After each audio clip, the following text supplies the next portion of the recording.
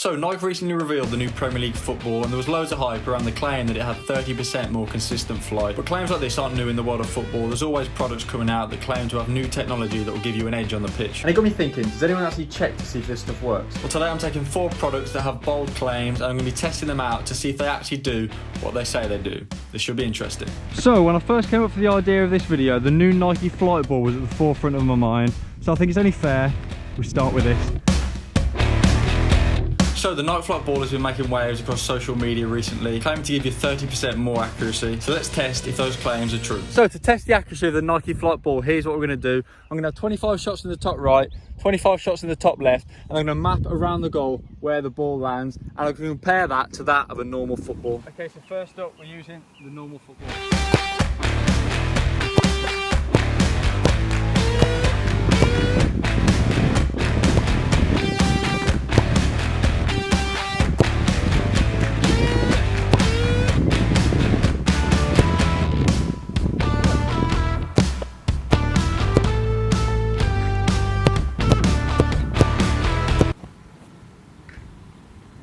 Let's check out the results. So taking a look at the results, as you can see, the first ball was kind of all centered around the top right corner. There was a few wild ones, but a lot of them were very consistent. And then we look at the Nike Flight Ball, and overall it was a more compact zone where the balls landed, but there wasn't as many in the top corner. But at the same time, there was no balls that were really out of place. They all tended to be in that little zone there.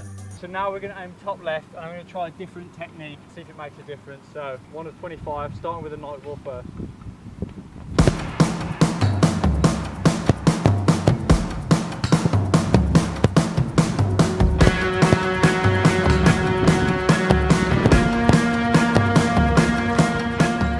So taking a look at the shots in the top left, the Nike ball was, I mean, it's fair to say, pretty spread out on this one. There was no clear pattern of where the ball was going. And we take a look at the normal ball, actually slightly more consistent on this one. So if we then put them side by side, you can see that there's no real difference. And if you're going to buy this ball in the hope that it's going to make your shots more accurate, it doesn't look like it's going to give you any benefit.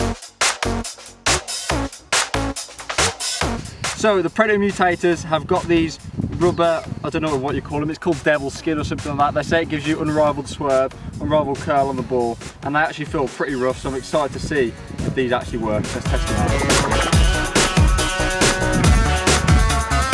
Okay, first up I'm going to put the Predators on. I'm going to have 10 shots of these, see what the average curve is.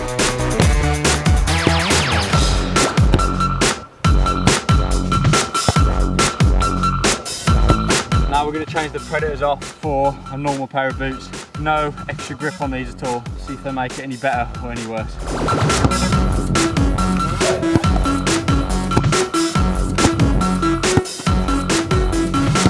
This is interesting because I haven't got one full 100 with these boots on, so.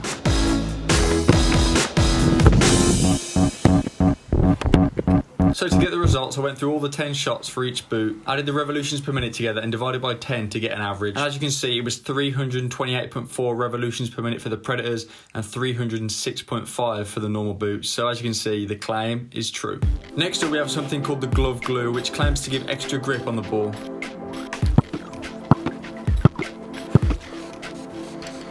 See, this bit feels a lot grippier.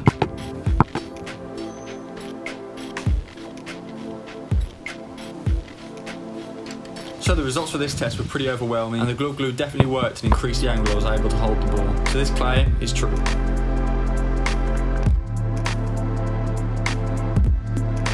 So finally, we're taking a look at the boots that claim to give you more power. As you can see on the little advertising thing, they've got someone kicking a football like a rocket here. So the concave advertising leaflet has a little picture of the boot that says power coming off that rubber bit on the front.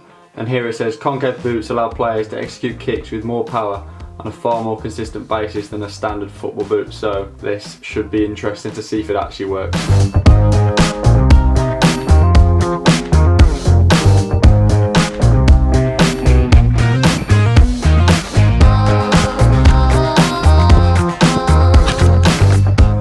The average shot power for each boot, and the concave came in at 63.3 miles per hour and the normal boots came in at 63.285, which is incredibly close, but the concave did just edge it by 0.15 miles per hour.